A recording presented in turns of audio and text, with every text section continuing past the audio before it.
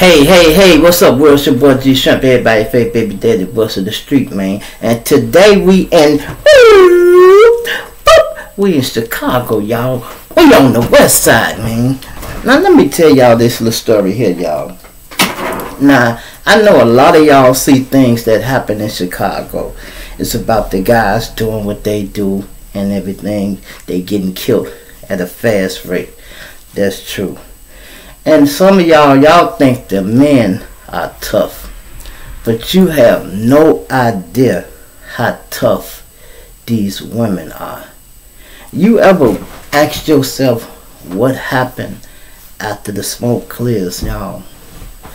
After somebody is pronounced dead, that means they got a wife, a woman, a baby mama, somebody who got to pick up the pieces and keep going with their life and raise the child. So I'm gonna tell y'all this story about this woman I met. Right, she's from the west side. She moved over here on the south side. She been through so much, y'all. I'm gonna try to talk her into coming on the show. I asked her once and she didn't want to do it. You know, I understand it. She didn't want to do it. She said she'll come and sing. She got a beautiful voice, y'all, but it's just, see, life got in the way, y'all. She could have easily been the next Jennifer Hudson. Life got in the way raising these kids, death and all this. She's the type of person, she sung so good. When we be having karaoke night, y'all, where everybody will put up a little money, and I didn't even want her. It was like singing with a professional. When it's her turn, oh hell no, you know you gonna win. No, fuck that. You sit your ass down. It's like she cheating. I'm serious. I'd be like, oh no, I'm not betting on you. You ain't getting my money like that. She'd be like, why? I'm like, we just give you the money. Fuck that. You sit your ass down. Let somebody else sing who can't sing. The fun about karaoke night is finding out drunk people singing, and that's the fun of it. Don't nobody want to see a professional motherfucker. You don't want to see R. Kelly sing karaoke. You like, oh, we know you can sing, Kels. Goddamn, we know you that good. That's how good she sounded, y'all. Really, that's how good she sounded. So when I met her, y'all, she moved over here. She was just coming through something. When I say this woman been through a lot, y'all, this a fucking understatement. She been through a lot. You hear me? When I met her, she moved over here. Her son had got killed. This woman has had a baby daddy, a son, 2 sons, and a baby daddy killed. Now let's go all the way back high. A lot of people think, like even the woman I fuck with now, she think you like talking. I'm not boring, so if I'm on the phone with you, yeah, I talk. But really, I like listening, y'all. That's how me and her got close. Her telling me these stories about her life, and I got a chance. Like, if I'm the type of person that do all the talking, don't you know I love when I get a chance to listen? Man, so I'm sitting there. She was not my type when I met her, y'all, because I had never dated a bigger woman, you know, plus size woman. You know, she wasn't real fat, but she was just say chubby.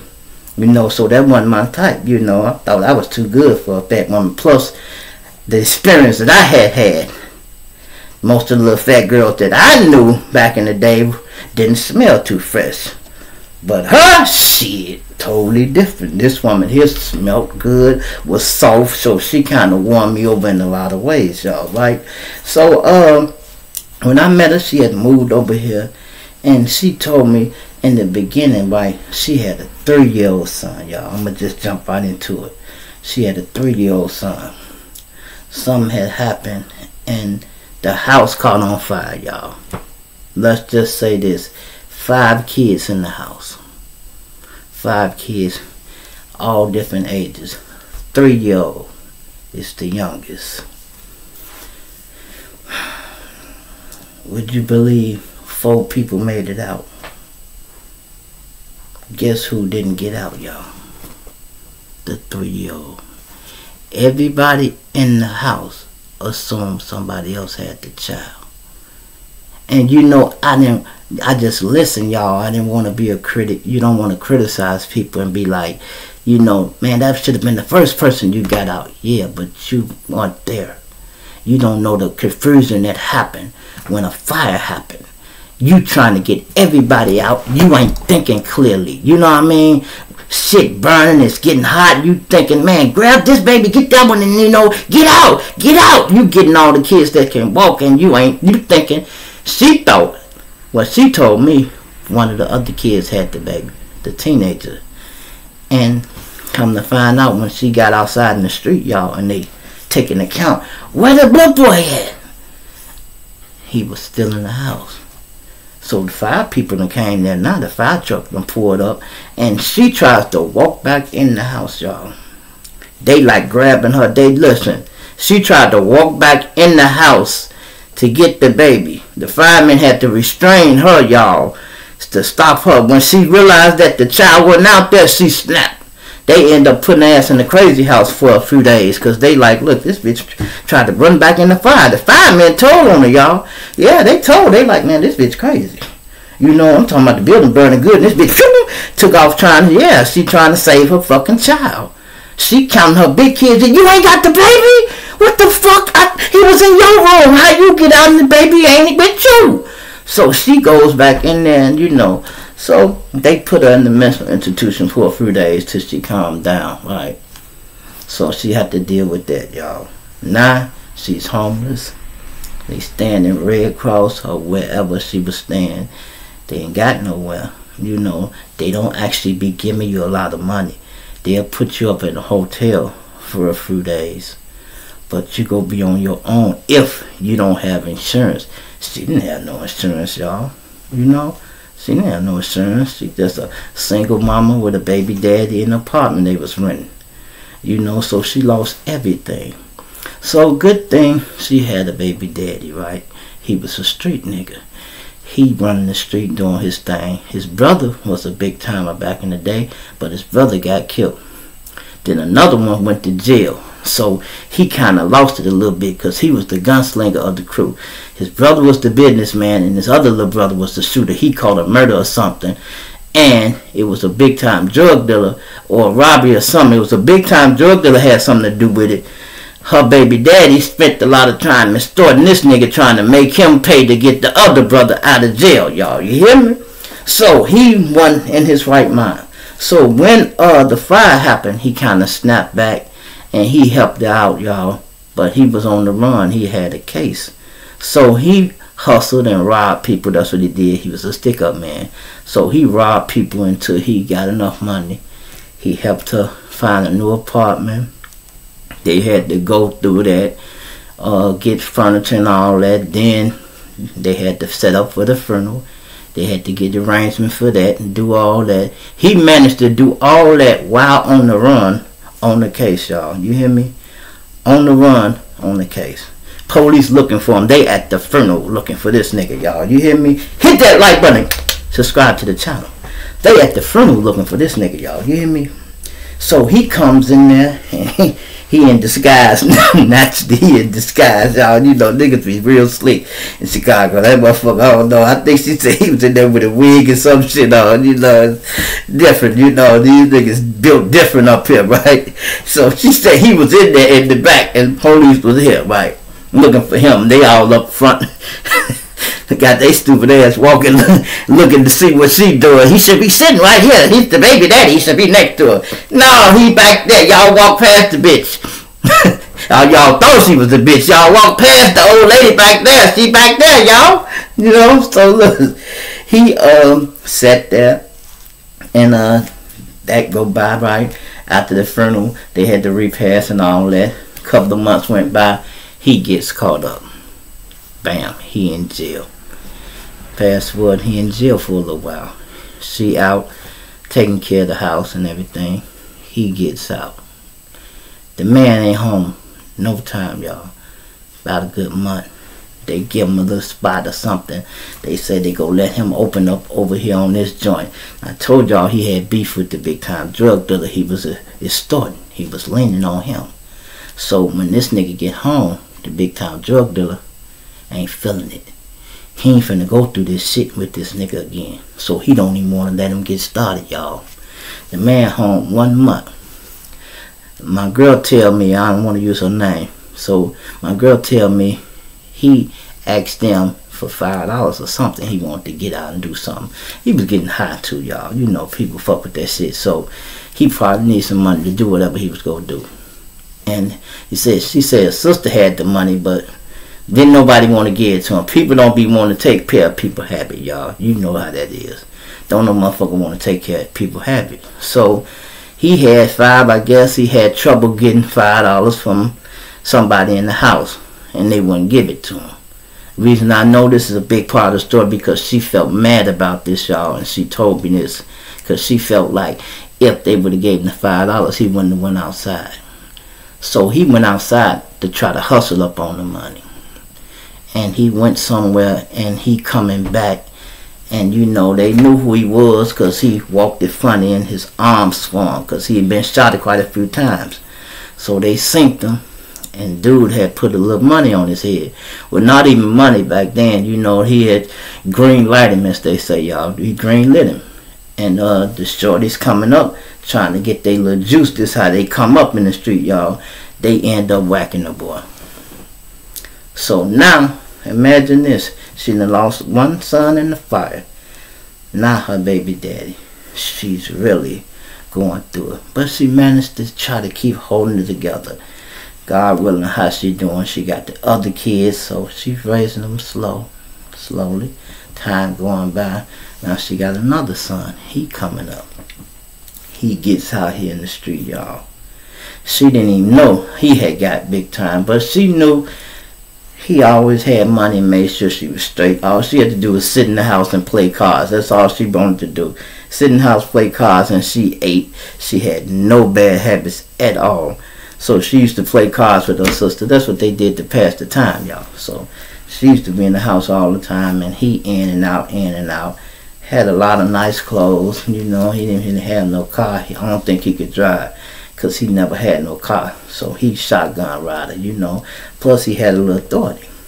So he coming up, and he was doing a lot of shit in the street. She didn't even know it, y'all. See, he was doing a lot of shit, and she didn't know about it at all. Don't you know, y'all, this motherfucker, he had got into it. I remember her telling me that he got into it with the Breeze. Now these Breeze, it's a gang on the west side, y'all. Some of you people that ain't familiar, they on the west side, you know. And these guys, it's Chicago, y'all. A lot of killers up here, a lot of killers. And not to mention, he was stepping on shit. He had to really be a problem, y'all. You hear me? Y'all see how they just did Duck. Okay, that's outside, y'all. You hear me? Hit that like button. Subscribe to the channel. That's outside. Now imagine them going downtown to kill a motherfucker. Why? He a problem. Now imagine this. You going to a nigga house to kill him. Don't you know this nigga is a major problem? I ain't talking about just getting shot in front of the house. He outside or nothing like that. I'm talking about go in his fucking house, find him, and get on him. You know. Now this nigga kept a gun, from what she told me. He kept a gun. As a matter of fact, he died with the gun. You hear me? He died with the gun. So he had been staying away from the house because he was in a lot of shit. But this particular night, he wanted to come home. So his guys like, man, you don't need to go home. You know me into it with these niggas, man. Ooh, man, stay with me, Lord. No, Joe, I'm going home. Lord, take me home. He was a traveler from the west side. And they like, Lord, come on, stay with us, Joe. You know, you can stay at mine. No, nigga, I want to go home. I ain't seen my mama in 4 days, nigga. I need to go home, check on mom, then woo. I need to see it. Fuck that. Take me home. So they like, alright. They took him home. So the niggas had to be watching them, y'all. And I won't say it was an inside job. Not at her house. I'm talking about they had cooperation from the next door neighbors or somebody. They stayed in the big building, y'all. And to get in the building, let's say it's a back and it's locked up. You can't get in through the back. Only way you can get in that back is you come through one of these apartments. You know what I mean? So they had to come from somebody a few doors down or in that building They had to come through somebody else's apartment and get in through the back because they came in the back door. Don't you know they snuck in this lady house, y'all, in the middle of the night. Got in. Opened the door. These niggas had to put some money on his head. Or they had orders specifically, I want y'all to kill this nigga and kill this nigga only. Don't touch nobody else in that house. Because when they came in there, y'all, first nigga was there was her boyfriend. I mean, not her boyfriend, her sister's boyfriend, right? So they come in, they go in the first room. No, that ain't him. They creeping. Stand still, nigga, don't move. This how I said these professionals, or they just knew, don't touch nobody, because they could have gave this ass one just because he a man. You know what I mean? Keep me out of it. If just because he a man, he could have got one, but they ain't have orders for that. They like, fuck it. They got him at gunpoint at the back door. They go to the second room. Ain't nobody in there. But it is somebody in there. There's 2 children in there. They go to another room. They go to my girl room, find her. Finally, they get to a room up front. She said she heard him say, "Here you go, right here." And they boom, boom, boom, boom, boom, boom, boom, boom. Shot the man in his sleep. He never woke up. Now, let's pause this story for a minute, y'all. She told me he was real jumpy.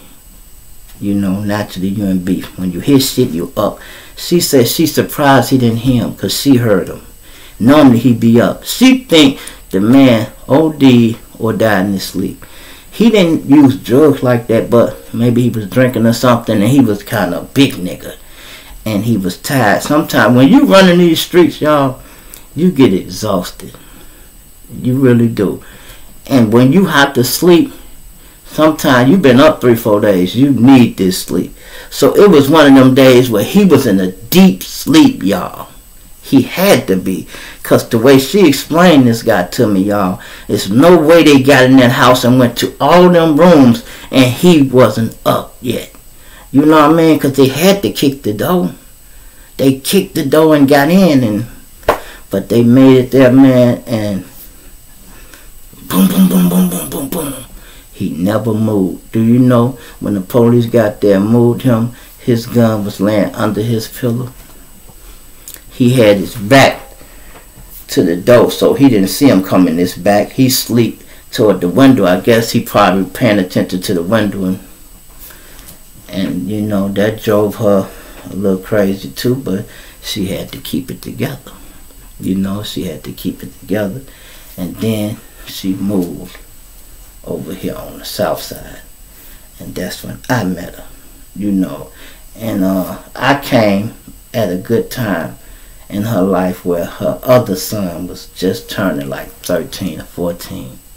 And he wanted to get out here. And then I started fucking with her. He was a little scared of me. Or I guess he respected me more because I was a man, you know. So he didn't play with me. And she used to tell me, you know, he's scared of you, Shrimp. He don't play with you. So I was able to watch him. And I guided this boy, y'all, through to keep him out of trouble. Because, you know, I had started getting older, wiser.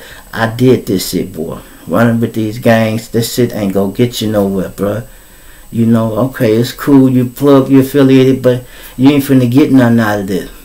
You know, so I'm explaining this to him, and he listening. He hanging with young boys that want to be with the shit, but they ain't really about that life. They started, and they want to be. They want to be in the beginning. He went to a party one night, y'all, with 25 motherfuckers. Guess how many of them folk? 5. And you know what I told him? First of all, you had all them damn niggas, and ain't but 5 of y'all fight. Stop fucking with the other 25 motherfuckers. Stop fucking with that 20, and you roll with the 5 that fought that night. Them the niggas you fuck with. And he always listened to me, y'all. I'm talking about he was finna get out here. He had cussed her out one night, and you know, I had to let him know. And I gave him a lot of game. I'm like, look, boy, let me tell you something. You your mama last son. You her last son. If something happened to you, she go crazy. And I mean literally, nigga. literally go crazy. She hanging on by a thread now. Thank God she met G Shrimp, y'all, because she didn't show it. Yeah, I ain't saying she was cuckoo. She didn't show it, but once a year, y'all. Once a year on that boy's birthday. But it wasn't even her birthday. It was his death day, the day they killed him. They used to have parties and shit. And she used to cry every year. Now I'm fucking with her for years, to the point it got annoying to me. I was mad. I'm like, I used to have to try to educate her. I'm like, and y'all crying on the day he got killed, and you throwing parties on this day. This is the worst fucking day of your life. You shouldn't even want to remember it. I told her, stop throwing the parties on his goddamn birthday. So she switched that up. You know what I mean? Start throwing it on his birthday. You know, I can't make you stop crying. You know, but I'm telling her, when she used to go through them little fits, these the things that I'm telling her. I done turned into a preacher, y'all. I'm like, look, the Lord give it and he take it away. He took 2 sons, but he gave you 2 more grandkids. He done gave them back. He done gave you them people back. I'm trying to explain it to her because I'm trying to console her, y'all, you know. And, you know, she didn't want to hear it, but she listened. She always listened because she took good advice from me. She like, man, my man, he pretty sharp. I fuck with Trump. You know, so I held her down a long time, y'all. This is the woman y'all hear me call my side chick. Hit that like button. Y'all hear me call my side chick. You know, me and her rocked for many, many years, y'all. Many years. But I'm going to pause this story because I got to get ready to go. I'm going to finish it a little later on, y'all. Hit that like button. Subscribe to the channel. I'm out.